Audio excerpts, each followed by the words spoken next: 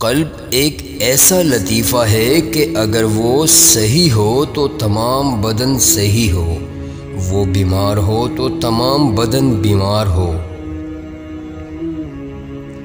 امر اللہ کا فضل اور اس کا نام ہے، جسے چاہے نوازتا ہے، جسے چاہے محروم کرتا ہے، اس میں کسی کو اختیار نہیں، یہ ایک حکمت ہے۔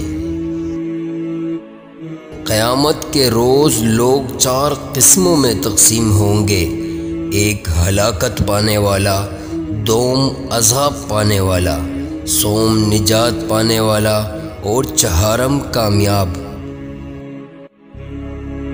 ایمان کی 2 قسمیں ہیں، ایک تقلیدی جیسے عوام کا ایمان، جو کچھ سنتے ہیں اسے سچ سمجھتے ہیں اور ہمیشہ اس پر قائم رہتے ہیں۔